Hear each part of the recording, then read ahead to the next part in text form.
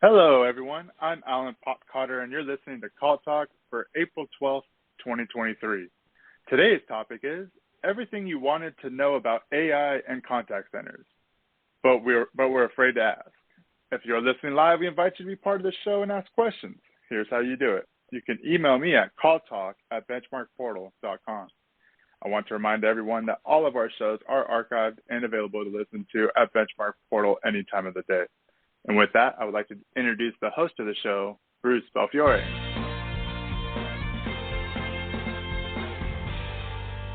Thank you, Alan, and welcome back to Call Talk, everyone. Well, AI is the talk of the globe right now, and everyone is wondering whether to be scared or inspired, including, of course, those of us in the contact center space. Well, it turns out there's a lot to look forward to, a lot to embrace, but also a lot to get prepared for. So today we'll be talking about everything you wanted to know about AI in the contact center space, but were afraid to ask. I'll be interviewing an expert on AI and my longtime friend, Mark Coudray, who will tell you about his journey with AI and how it may affect your journey as a contact center manager. Welcome to the show, Mark. Well, thank you, Bruce. I'm really happy to be here. Okay, great. Well, it's time for me to pose the first question, but of course, I'm afraid to ask.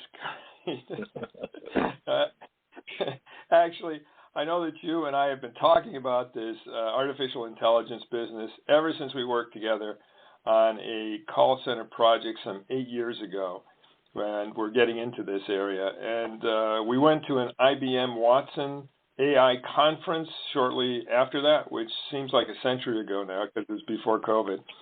And you made it a point to stay up on developments in a very concrete, hands-on way. Can you just say a few words about this to start off?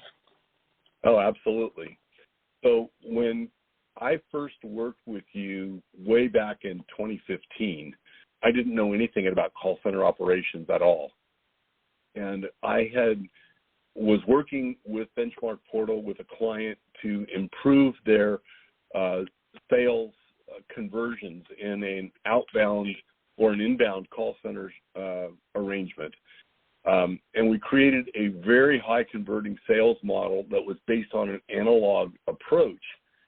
And I was very, very interested in trying to find ways to learn from the call recordings to automate that process moving forward.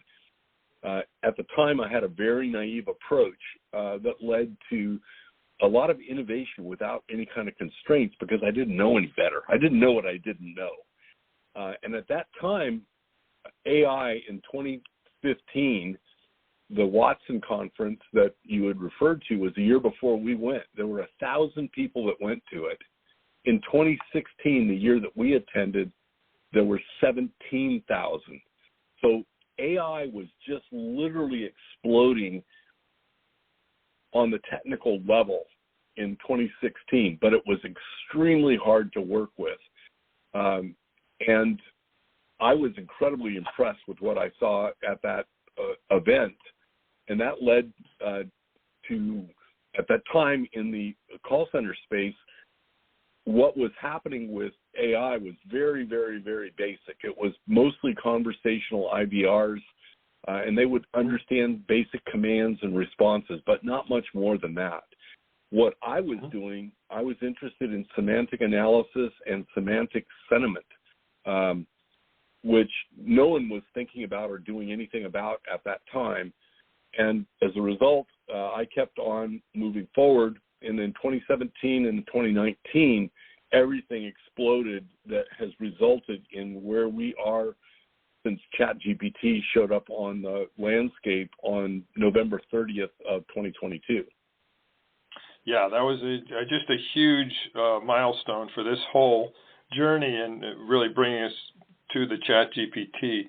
So, Mark, how is the GPT model impacting the contact center industry? I think everybody is aware of Chat GPT. It's been talked about all over the place. If somebody is listening right now, it's probably because they have heard about it and want to know more about it and how it's going to impact them. How do you see the GPT model impacting the contact center industry and people like those listening? So I cannot emphasize enough the significance of what we're experiencing right now. If I were to put it on a scale of significance, I would say that what we've just watched was the invention of fire or the discovery of the wheel. It will have that large of an impact on what we're doing. And I'm not being trivial about this. And I'm not looking at this as a threat. It's an evolution of the way that we approach knowledge and we deal with it. GPT is a framework. It's a universal framework that can be applied in any type of a learning model. Artificial intelligence is a two-component part. The first part is machine learning. And machine learning is where we train with data some type of a model that we want to work with. That's where the P comes in the GPT. That is the pre-training. That's the data that we're training on and learning from. So in the call center space, we would be training on recorded calls.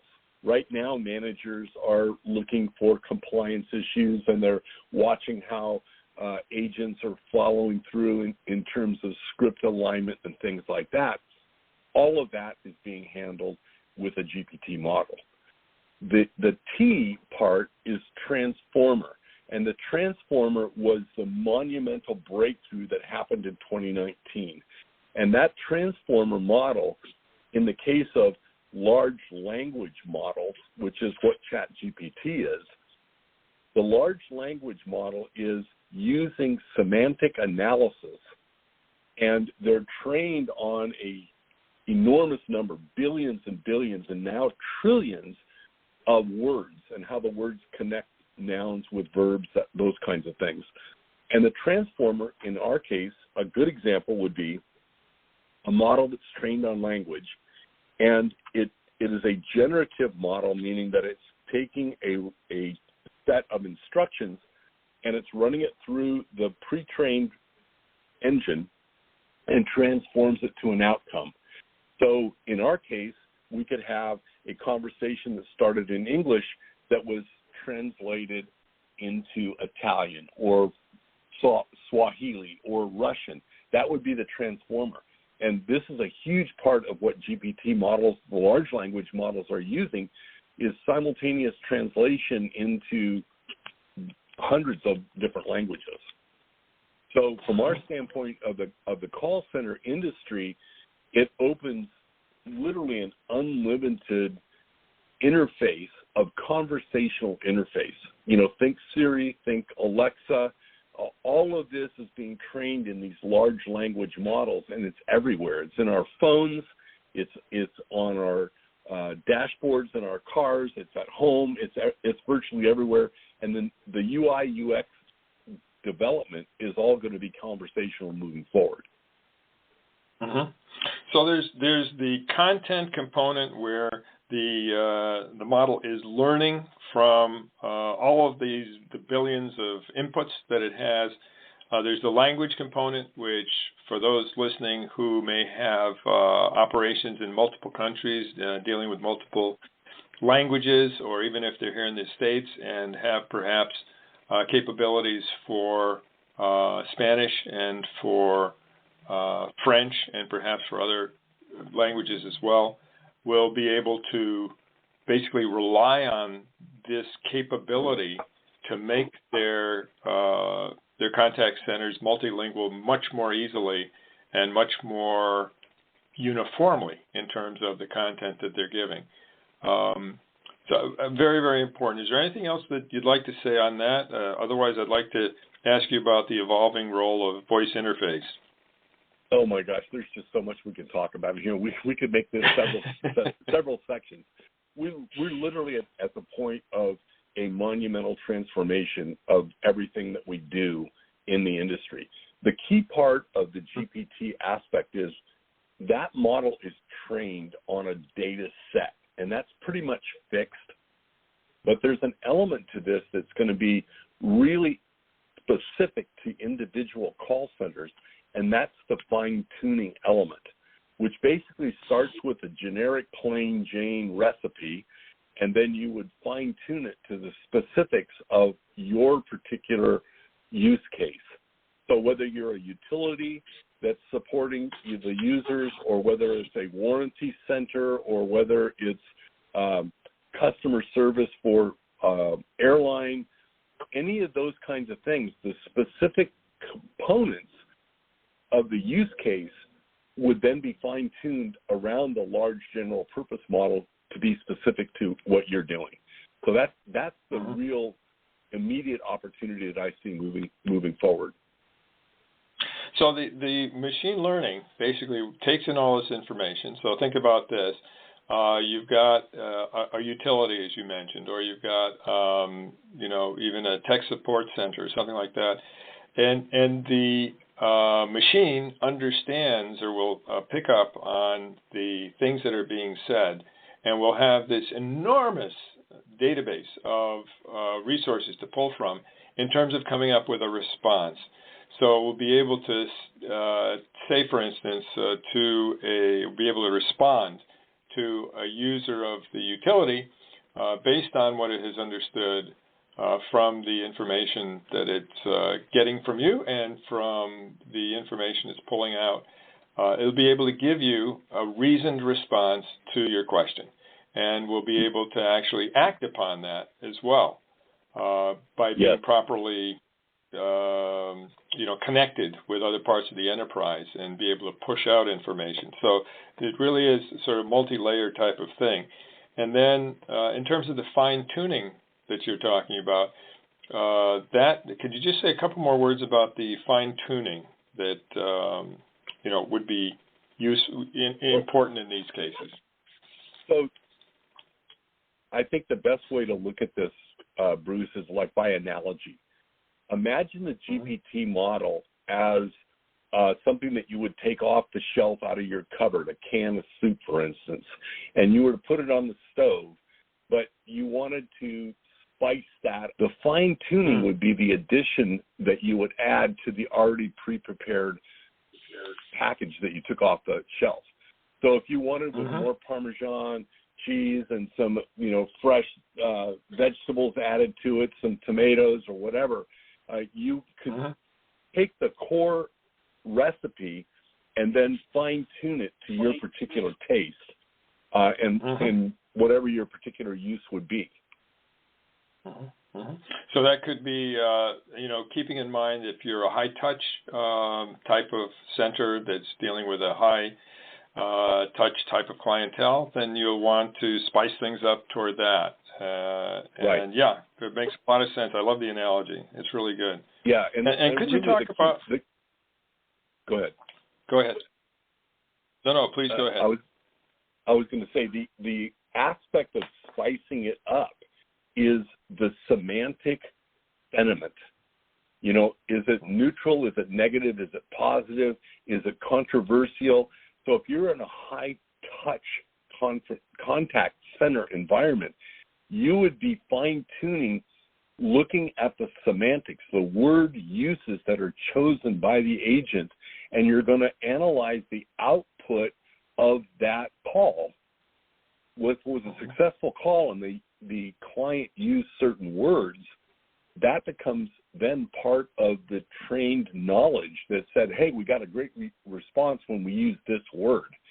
So if you're in a specific part of the country, for instance, and you wanted to give recommendations for certain types of restaurants, a specific, let's say that you went to Cabo San Lucas in Mexico and you called a call center and wanted recommendations for 3 or 4 really good Mexican restaurants in Cabo, then essentially it would pull from that knowledge in that geographic location to give you what that restaurant is known for, maybe pulling from Yelp reviews and other kinds of data beyond just what we have in the immediate response library. It really extends our capability. Right. So just bringing this down to earth for the folks listening. So there's obviously situations where an interaction could be all agent if that's what the contact center wants and senior management wants. There's where situations, second set, where part of it is taken care of by AI and part by the agent. That is where a lot of people are right now, where they try to do as much self-service as possible, but then there's an opt-out to the agent. And over time, we can easily see the self-service becoming better and better so that the need for the opt-out becomes less. And then there's a third which has mostly AI with possibility for the agent to get involved as needed, the human being to get involved as needed. But there is also this melding of the two, that is to say the agent with the machine, where the agent still remains very much involved. And there's, in fact, the voice interface and cloning that's involved here. This is something that some of our listeners may not have heard of yet, and you have actually done. Okay. Yes, You're among those people who did it very early and did it very well. Could you talk about that for a second? Yeah. So this is all about making the user experience transparent. So if you're a client calling into a call center, and imagine that it's a technical support issue. We've all experienced this. The computer's not working right, and the agent on the phone goes through the usual thing. Is it plugged in? Is it turned on? Have you done this? Have you done that? And your response is yes, yes, yes, yes, and yes. And then the agent would say, I'm going to need to escalate this to the next level. And then you would escalate it to level 2. That's the way it's currently been done. What's super exciting about this today, and it's really kind of scary, is what's called deep faking. And a deep fake is where we create a voice clone of the actual agent. So you're hearing my voice today. Is this the voice of Mark Coudray, or is this the cloned voice of Mark Coudray? In fact, what I did is I cloned my voice. I called my wife on the phone and said, hey, I'm working on a new thing. Listen to this. Listen to what I worked on and let me know what you think. And then I played the voice clone back, and she immediately went in telling me about what she thought I'd written. And I said, well, how did I sound? She goes, oh, you sounded just fine. It was very well delivered, and it was perfect. I said, was there anything weird about that? And she said, no, nothing. I said, that was a completely cloned voice of me. It was AI reading back a dynamically generated content from our conversation. And so this is where, as we're training the model, and the model is learning from the kinds of issues that are coming in, it's playing back the support, and then when it gets to a point where it can't respond, then it would hand it over to the agent in the same voice that was previously delivering the content. And this is at the individual agent level. So it may be Bob on shift 1 and Tom on shift 2 and Amy on shift 3. It's the same content, but it's delivered in the voice of the agent that's supporting at the escalated level. This has a huge opportunity for continuous coaching for the agents, because they're hearing how the conversations are going over and over with a completely compliant model, and then they're handed over when it becomes more difficult and more complex to resolve. That's a good example. And this also, right, no, that's a great example. And it also fits in with something that we've been talking about for a long time, which is seamless service. And this is oftentimes referred to in the context of going from one channel to another, right? From, say, an email channel to a voice channel to a chat channel, whatever it happens to be. But in this case, you're actually able to make it seamless in terms of the user experience, in terms of how they're interacting with the quote-unquote voice, the person that's on the phone with. So Yeah, I think this is, very, very interesting. And as long as the person doesn't have a sore throat when they get on, it should sound all the same. So, very, very interesting stuff. To your point, Bruce. To your point, this is not limited to voice. They can do this absolutely perfectly with an individual video and deep clone the voice and the person. So the next time you see Biden speaking or Trump speaking, you may not be seeing a real thing. This is what deep faking is all about. And it's one of the things that is so concerning about news and fake disinformation that's in the news everywhere, and why they're so concerned about putting guardrails and safety bumpers on the AI development is how do we guarantee that what we're seeing and hearing is truly a human interaction? Right. No, very, very concerning, and certainly something that people are talking about, and those lawmakers are talking about, et cetera. And actually, that brings us to one of the concerns around the influence of AI, which is the dehumanizing aspect of it. Could you elaborate on this a bit?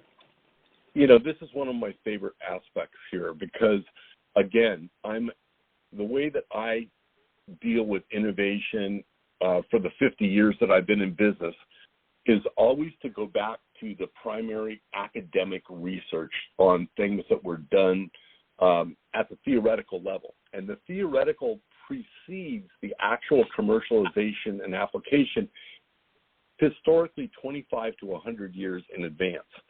So we see this a lot today with all of the references back to Nikola Tesla and what he did in the 1890s and the 2000s, and now with quantum computing and what Einstein did in 1904, 1905. Same thing has happened with AI in the standpoint that the very first aspects of where we were heading towards this that I read about was in 40 years ago in 1983 in a book by John Naisbitt, and it was called Megatrends. Some of you old enough may have remembered that book. And in one of the aspects of that book, of the 10 megatrends that were evolving as we moved into a technically oriented society, a digitally driven society, was high tech, high touch. That everything we're driving is a technological influence, but there is an underlying need at the human level to have a high touch component, a human component. So from my perspective here is we need to intentionally design the high touch element to attain the humanization of what we're doing. Otherwise, the automation will just become automatons, and that's kind of the dystopian world that we see so often portrayed around robotics and artificial intelligence. Yeah. Well, and let me ask you, okay, so another thing is there's sort of a constant drumbeat that AI is going to take the majority of jobs. Can you provide a broader insight into that? Yeah. This is one of my pet peeves. It's kind of like the glass is half empty or half full. When you talk to most people about AI, it's the glass is empty and it's shattered on the floor. That's not my perspective at all. I look at any type of technology from an enabling standpoint. What is this going to enable us to do? And the broader insight, especially in the contact center industry, is how do we create a better user experience? We can use AI to really create an absolutely personalized user experience that feels completely natural, completely welcoming. We heard about diversity, inclusion, and equity, all of these kinds of things. This gives us the opportunity to create something that is ideal from a relationship standpoint. That's where I'm focusing my intent and direction. There's no doubt that low-skilled jobs with individuals that have not maintained a learning perspective in life are going to be at risk. even in the white-collar space of law and engineering and medical, you still are going to need human intervention. You can't have pure automation. But there will be, and the last research that I saw was a study that came out from Pew Research about 3 weeks ago, and they were saying that in the United States, up to 65% of all jobs in all industries are at risk. Whether that comes to fruition, I think it's really up to us as innovators and managers and owners of enterprises to look at the bigger picture of what this enables us to do, not what it takes away from what we're currently doing. Right. Yeah. No. So there's just that's where we said at the very beginning. There's a lot to look forward to, a lot to embrace, but a lot of need to be prepared as well. So, what are some of the overlooked aspects of the non-obvious in all of this? I mean, you've had a chance to sort of pick up the box, turn it over, and think about it for a longer period of time and in a more deep way than most other people. Yeah, so again, there's tremendous opportunity in approaching whatever is presenting itself from a naive perspective, meaning that you don't know what you don't know. As soon as you start inferring your knowledge on what's happening, you create a bias. And I think that this is the area that we're in right now. Everyone has their own confirmational bias about where they think this is going to go and impact their center or their life or their, the autonomous cars or whatever. They've got this confirmational bias around it.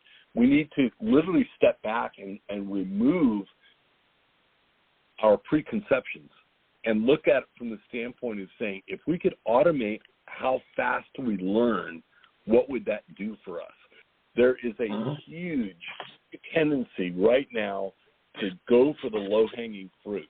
The Chat GPT is about writing emails and writing advertising copy and Facebook ads and, all these different kinds of things because it's easy to throw stuff out. But if you're a really good writer, it's not going to affect you that much. It's going to speed up your creativity because it's going to deliver a lot of the steps between what you're after. And we talked about machine learning earlier. We talked about fine-tuning earlier. The area that's going to be the biggest and most obvious area of opportunity for us is in the area called prompt engineering. We ask the model or we direct the model to give us an output, right? So write an email for me saying I'm busy on May 15th. I can't attend your event. So sorry, but thank you for the invitation. It'll write that in a heartbeat. That first element is called a prompt, and engineering the prompt is the sequence of the structure of what you're asking for. So back in the old days, it was garbage in, garbage out. If you programmed a computer with bad instructions, you got bad results. This is no different. It's just more sophisticated. So prompt engineering is knowing what a really good prompt is, and then the extension of that is chaining together multiple prompts for different outputs. And that's called prompt chaining, and that creates a prompt recipe that you can then save and call up as a template and utilize for automating the output. And this would be for contact centers. This would be a fantastic opportunity for create incredibly personalized automation of a response in real time as it's actually happening. Okay. Well, we're getting toward the end of our time together, but this has been absolutely fascinating. And one of the things that I know is that people are looking for guidance in this area, for support and good ideas. And we are looking as Benchmark Portal to be thought leaders in this area, and we'll be working with groups of contact center managers who want to stay at the forefront of this process going forward. but be of help in a very practical, very helpful, but very forward-looking way.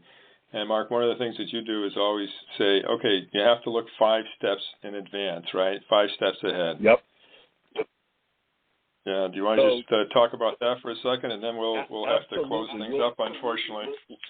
No, that's perfectly fine. It's a perfect transition right now, and I'm going to close by leaving a cliffhanger for the audience. This is the coming attraction. What I do in my space is I make any business in any industry, regardless of how commoditized or price-driven that industry is, I make them competitively unique. And I've been using AI to do this in a way that nobody else has been doing it since 2017, 2018. So there's a lot of experience there, and I'm working with Bruce and BenchmarkPortal to reimagine the contact center space in the AI-driven world. And I am thrilled to be part of this and incredibly excited about the opportunities that it brings to us to bring extended life into areas that feel threatened at this point, but we're only threatened because we don't know what's coming. Right. And what's life without a good challenge, right? This is definitely a good one. As you said, it's really a fire, invention of fire type of change. So it's therefore that kind of a challenge too.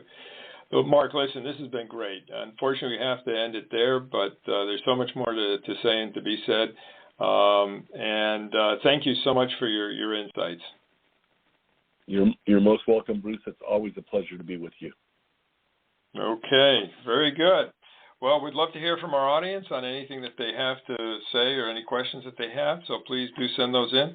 And with that, I'll turn things over to Alan to wrap things up. Alan?